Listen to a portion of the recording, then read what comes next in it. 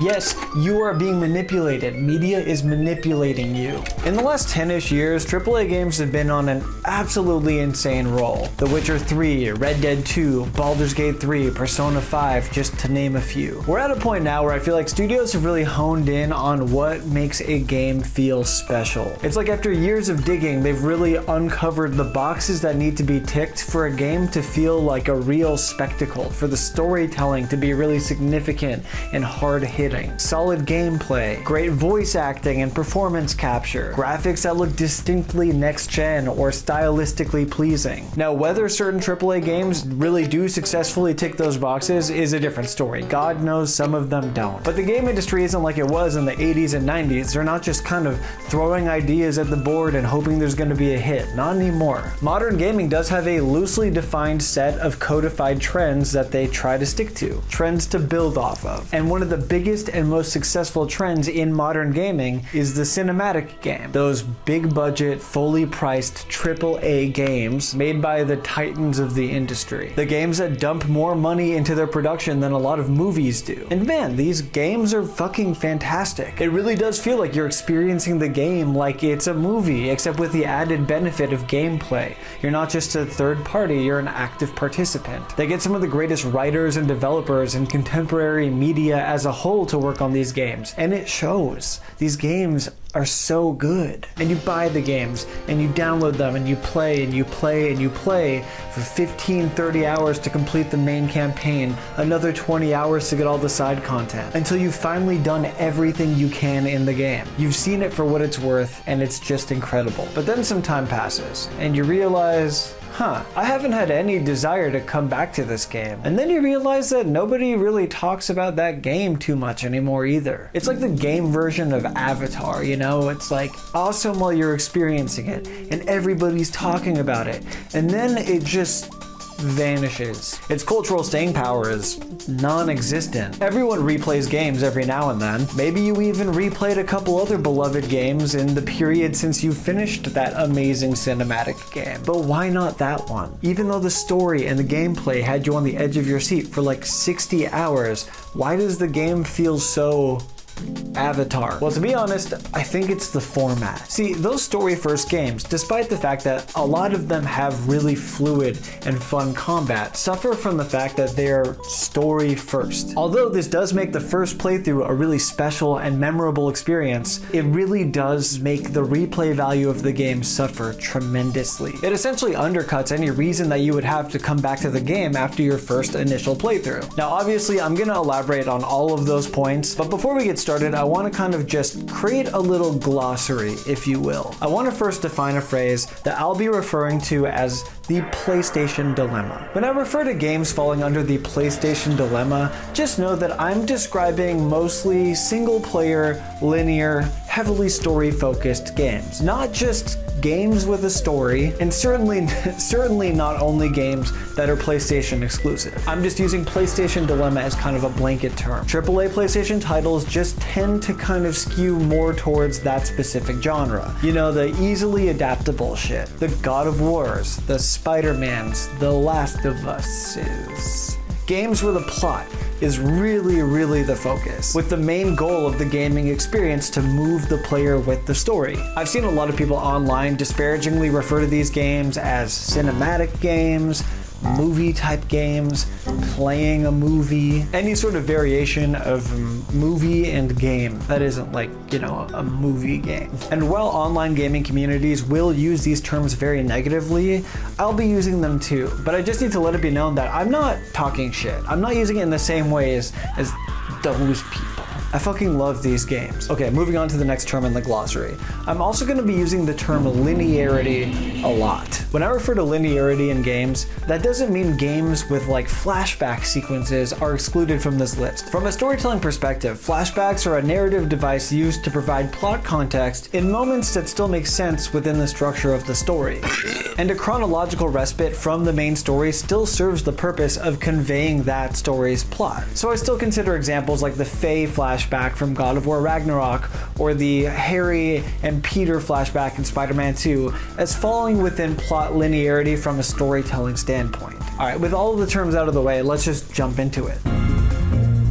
This is gonna sound obvious, but just for the sake of my argument, I have to come right out and say it. The major reason for the existence of story-based games is to do exactly that, to tell a story. Now, I don't know how much general audiences know about storytelling, but screenwriters, authors, ancient poets, folklorists, even dumbass video essayists on YouTube don't just put words together and hope for the best. There's a loose anatomy to telling a story, a very general set of rules to maximize how engaging a story is, to ensure that the story flows, to make the audience feel feelings. Yes, you are being manipulated. Media is manipulating you. For example, one of the most common storytelling templates is the hero's journey. In the hero's journey, the hero of the story will venture from the comforts of the known into the unknown and back. The beginning of the story usually includes beats like the call to adventure, the meeting of the mentor, the crossing of the first threshold, before the adventure proper introduces challenges, temptations, new enemies, new allies, the main ordeal, until finally the hero undergoes a transformation and returns home, having undergone significant personal growth and change from their experiences. Now, this is important information because, crucially, modern video games also fall under this banner. There are agreed upon storytelling beats that need to be written into the game's plot to make the storytelling engrossing and encapsulating, same as all other forms of media. And by virtue of the plot being the main reason for a story-based game's existence, oftentimes the stories do fall under linearity. See, technologies growing and developing to where they are now have allowed us to experience linearity in a video game much in the same way that we'd experience a story in a book or a TV show or a movie. This isn't just significant, it's downright magical when you take into account that for decades upon decades, video game storylines were considered obtuse and unimportant at best and completely insignificant at worst. Some outliers existed for sure, but those were kind of considered the exception, not the rule. We now have the ability to experience these incredible stories using technology that's distinctly 21st century, in a way that nobody in history ever could until very recently. Video game storylines are now gaining such mainstream appreciation that people in established industries like film and TV actually give a shit about making good video game adaptations. But this is a double-edged sword. By applying standardized storytelling principles into video games and bringing them closer to other forms of media like books or TVs or movies, they also begin to suffer from the exact same pitfalls that those other story-based forms of media suffer from as well. By shifting focus of a video game from the gameplay to the story, then after that initial story is experienced, there are no new revelations to uncover. You've experienced the plot and then you're done. There's no more story that is absolutely essential to the experience. Anything beyond this point is just additional context, flavor, world building. A cherry on top, but ultimately optional. And like other forms of story-based media, once you've experienced that story, then what do you get out of revisiting it? Sure, it's a piece of media that you enjoy, and that alone can make revisiting it worth it. But nothing will hit like that very first time, and every time you revisit it, you will get diminishing returns. Eventually, you will extract everything that you can out of a story-based game. In comes the PlayStation Dilemma. PlayStation Dilemma games, again, games that are almost kind of like playing a movie, God of War, The Last of Us, Metal Gear Solids, convey their story in ways that are most similar to the ways that you would experience a storyline in another form of media. It's often an engrossing and emotional journey, and then it's done. Side quests, additional dialogue, all other content is just supplemental. And though these games are quite often like really fucking good, it does make them hard to revisit because there are just no new revelations to uncover. God of War Ragnarok, in my opinion, had one of the most touching stories of the maturing love between a father trying to protect his son from a cruel world and a son trying to seek his independence that I've ever experienced since like the Goofy movie. And it got phenomenal reviews. I'ma beat my meat. It was a goddamn splash when it came out, and it would have won Game of the Year if it didn't make the mistake of releasing the same year as Elden Ring. But in the years since its release, it doesn't really get talked about anymore. It's just another great piece of 21st century media, In a sea of great 21st century media, it doesn't really have cultural staying power. Compare that to, as I mentioned before, Elden Ring, where people are making entire careers on that game alone. It's like a gold mine of new lore to discover and analyze, of new stories of its development, of developers and voice actors coming out of the woodwork even now, years after its release, to do interviews and provide additional context to the game. Its story, its development, its gameplay, now that's cultural staying power. But when there are no new revelations to be made after the game's completion, it hurts its replay value. When you already know what happens, and its main selling point is its story, then what do you get out of revisiting it? But this isn't universal with contemporary gaming. Let's talk about Dungeons and Dragons. In Dungeons & Dragons, there's a term referred to as railroading. It's when the DM forces the story to go in one specific direction, the characters to feel a specific thing, your actions not bearing any real significance on the plot. Generally, when the game removes your agency as a player. When you're experiencing a form of media that's story-based, books, TVs, movies, railroading is a given. It comes with the territory. It's just how that form of media conveys its story. Just think about that expression, railroading. It's linear. You go in one direction, you make some stops along the way. The same can be said about a story. Now, you might say that this is commonplace in video games as well. As opposed to D&D, where you're limited only by your imagination, a video game is limited by its engine, by its development, just by the boundaries that it's tethered to. It does seem kind of obvious that the developers would need to railroad you to the major story beats as well. But here's the major problem. When you experience books, TVs, movies, you're a third party, an omnipotent observer watching the events unfold. In a video game, however, you have an active hand in making the events of the story take place. The plot is happening to you, whether you're playing a custom character, or a grizzled space marine, or a little sissy femboy elf twink. And that begs the question, if my agency as a player is actively being removed, and I'm just on the thrill ride that the game is taking me on from one set piece to the next, what do I get out of the game by replaying it? This is a situation where the PlayStation dilemma really comes into play. But see, there are plenty of extremely story-heavy games that don't fall under the PlayStation dilemma. There's no shortage of plot-heavy games that tell their story in distinctly non-cinematic ways, in ways that belong uniquely to video games. Video game storytelling has evolved to where these intense, great stories can be experienced in ways that don't take away player agency. Think about games like Detroit Become Human, Red Dead 2, Nier Automata. All of these games, and many more, contain branching paths, choices that you, the player, can make that'll take you to wholly unique plot lines that you might not have seen if you made a different choice. Oftentimes these paths lead to one of multiple different endings. You are literally rewarded for multiple playthroughs, and those playthroughs can provide a drastically different experience every time you replay the game. And this is so individualized to gaming specifically. The potential for these experiences maximizes games as their own unique art form, telling a story in a way that only games can. You as a player aren't just experiencing a story. You're an active participant in what is happening. There are stakes to the choices that you as the player make. Now all of a sudden you aren't just piloting some protagonist. The lines between the player character and the player themselves become significantly more blurred. Your player agency is preserved. And with the games that fall under the PlayStation dilemma, this isn't really the case. You don't feel like Kratos because you aren't really dictating the choices that Kratos makes.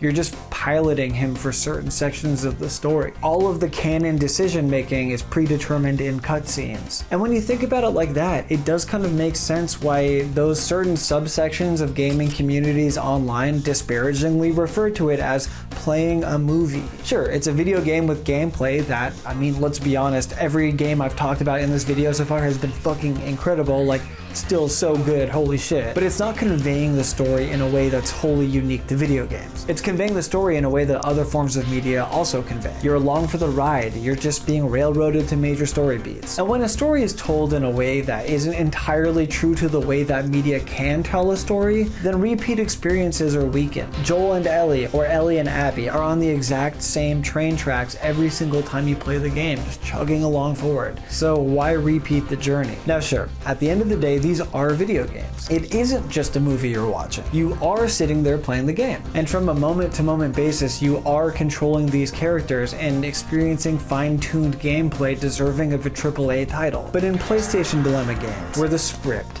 the characters, the story beats, the performance capture, just the whole production of it all has such an intense emphasis placed around the story, around conveying emotion to the player, that finely tuned gameplay isn't what the game is remembered for anymore. Games are at their finest when they find themselves in that rare middle ground, when developers successfully walk that tightrope of being able to tell these complex, beautiful stories that move the player, while simultaneously making the player feel like the story is happening because of them and their choices. In my opinion, that's when a game truly achieves the games as an art form status, when gorgeous plot meets preserved player agency. But when too much player agency is removed, the game runs the risk of invalidating its own gameplay, not letting it shine, not letting it speak for itself, and feel just as important as the story is. It can feel a little bit like, well, what's the point? This is just a railroad to the next cutscene. This is especially prevalent when you take into consideration that for most cinematic video games,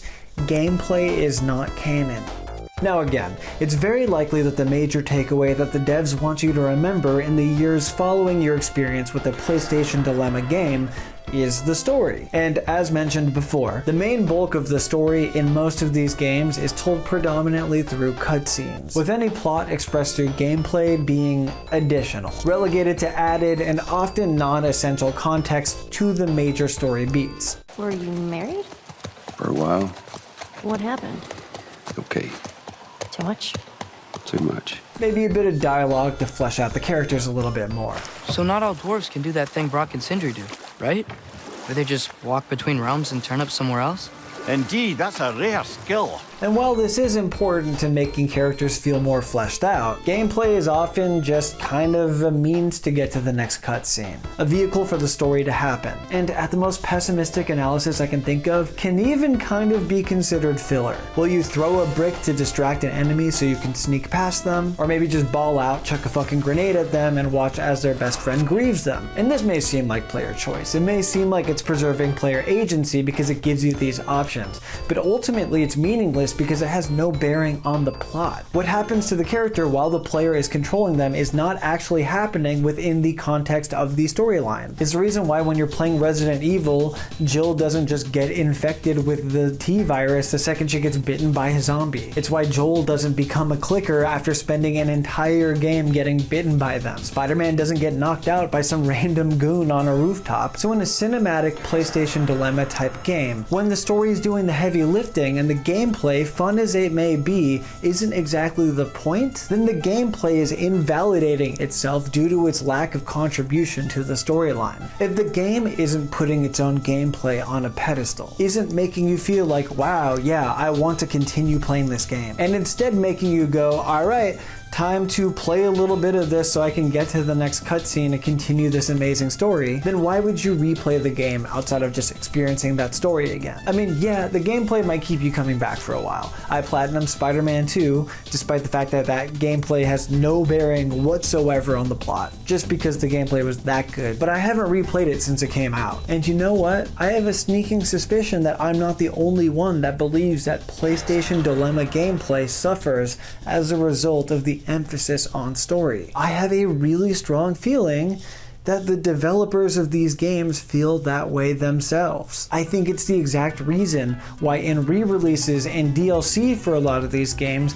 they add game modes that shift the focus back to the gameplay. And in many of these cases, they're roguelikes because that's one of the most gameplay forward genres. It's like all gameplay, even the more story heavy ones like Hades. The Last of Us Part 2 No Return was released with the remastered version of the game a few years after the initial one came out. It provided an avenue for people to experience the awesome gameplay of the game unencumbered by the fact that in its original release, the gameplay was getting crushed under the weight of the story. The gameplay in The Last of Us Part 2 is amazing. It does deserve a spotlight. But in its original release, the gameplay was almost treated as kind of unimportant, just used to get from one set piece to another so the story can continue. Gameplay isn't canon is really prevalent in the Last of Us series, especially when you take into account that one of the biggest complaints about The Last of Us Part 2 was the ludonarrative dissonance between the story and the gameplay. The cutscenes constantly tell the player that violence only leads to more violence and that the cycle needs to end. But the second that the player is in control of the characters,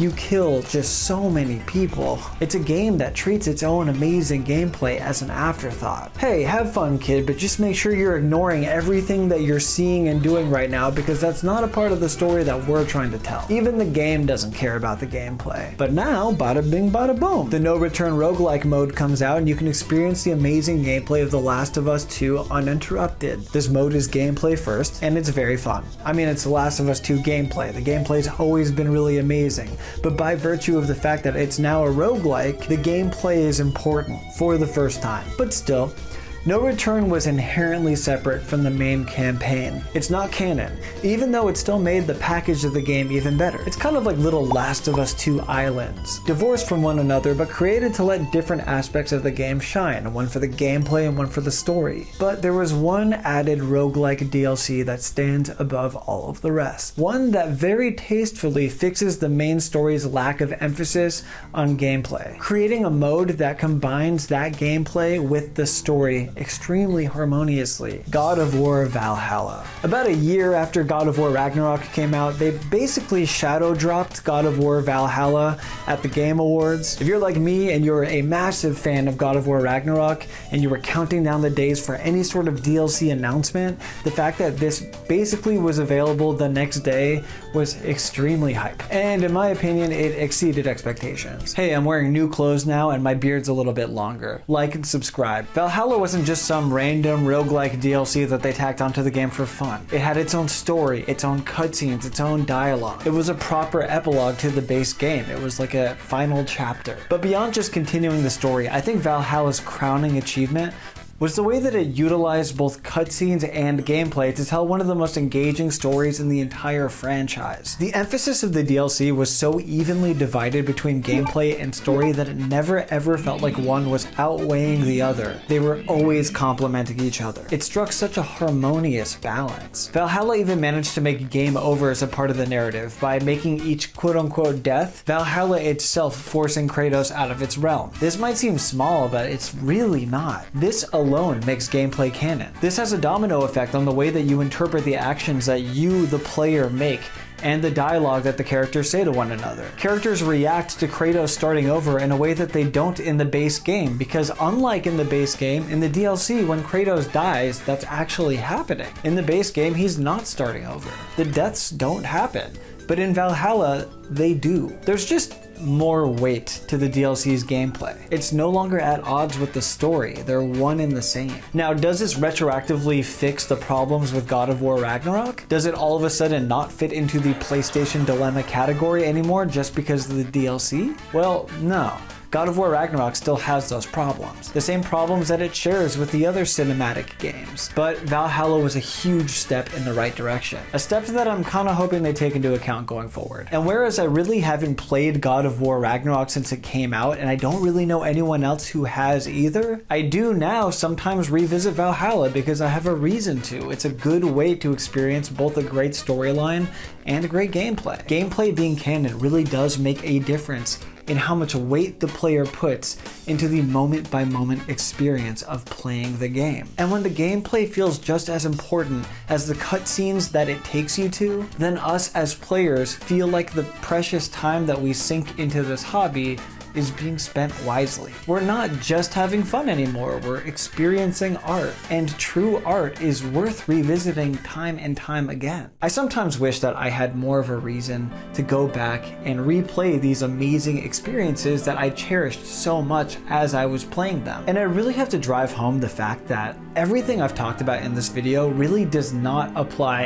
at all to the very first time you're playing any of these fantastic PlayStation Dilemma games. If you haven't played these games and you watch this video and go, well shit, why would I play them at all? Do yourself a favor and go fucking play them, because that first time is so unbelievably special. There are moments in all of these games that have taken my goddamn breath away, and they're worth experiencing. But I just wish I could extract enjoyment out of them beyond just trying to recapture that first experience. I don't want to just chase the high of that first playthrough. playthrough. I want repeat playthroughs to stand on their own merits. But when an incredible game blows its load on that initial playthrough and eliminates any revelations you can gain by revisiting it, or removes my agency as a player and just railroads me through a linear story, or invalidates its own gameplay, making it feel unimportant and playing second fiddle to the story, it becomes really hard to pick myself up and revisit it. I love playing video games. I really don't want to come off like I'm just sitting here bitching and moaning about a good thing. My literal favorite thing. I love games that can be considered art. I love playing my poo-poo games that can most certainly not be considered art, and I love playing everything in between. And if I hadn't made it clear yet, I love playing cinematic games. I just wish I had more of a reason to love replaying them too. Thank you for watching.